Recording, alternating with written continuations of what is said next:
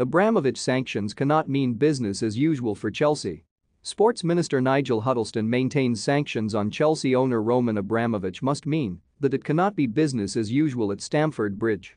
The club was put up for sale by billionaire Abramovich at the start of March in the wake of Russia's invasion of the Ukraine. However, Abramovich was subsequently sanctioned by the government over his ties to Russian President Vladimir Putin, with his assets frozen. Chelsea have been able to continue to operate, but under strict conditions, one of which means the club are not permitted to sell any new tickets to supporters for home Premier League matches.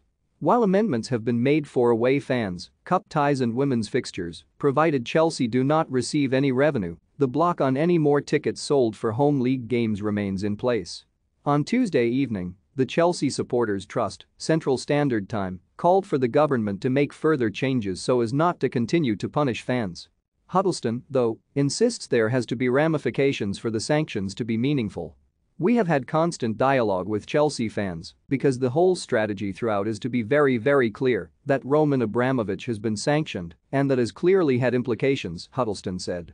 I was very honest and open with the Chelsea fans saying this will have an impact because he has been sanctioned and he is the owner of the club. We have tried to make reasonable modifications to the license to enable fans to engage with the club and continue as much as reasonably possible. But the sanctions do mean we've got to be really careful of making sure there isn't any incremental new revenue generation that was part of the sanctions. We have moderated it where we can, but as it relates to home, Premier League, of course, that's difficult. I think there's only about 4,000 tickets out of 40,000 home fans, so we're not talking about huge volumes here. I continue to work with the fans, but I was very clear from day one, and it's still the case, this is not business as usual. This is a different world because the club's owner has been sanctioned. Huddleston added, it is difficult because we've got to make sure that the sanctions conditions are adhered to the greatest extent possible. The owner of the club has been sanctioned and there will obviously and inevitably be consequences of that and some temporary inconvenience for fans. But in the whole scheme of things, if you look at what has been enabled with the cup games and the away games and so on, actually we have literally tried to bend over backwards to help the fans. There is always going to be some consequences that cause some inconvenience. I am sorry for the fans for that, but that's part of being sanctioned, it is not business as usual. Following Abramovich's decision to sell after 19 years at the helm, New York bank Rain Group has drawn up a short list of 4 preferred bidders, including the Ricketts family fronted by Chicago Cubs chairman Tom.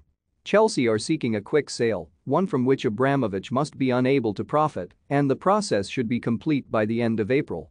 Overall, any of us who are football fans, sports fans, we want Chelsea to survive, and there is now a route for that to happen, Huddleston said. We will play what role we can and, of course, the fans are always front and center of our thoughts. The Central Standard Time had previously set out a number of expectations of the new owners, including a golden share, which would essentially give fans the right to exercise a veto over certain important decisions, as recommended by Tracy Crouch's fan-led Football Review, which also called for a new independent regulator to oversee the sport. Huddleston confirmed the government would be responding formally pretty soon on the report and urged Chelsea's preferred bidders to keep fans front and center in their future plans. At the moment we have got a process to go through in terms of the fan-led review, and obviously, if that also requires legislation, the timescales would probably not be in time for the Chelsea deal, he said.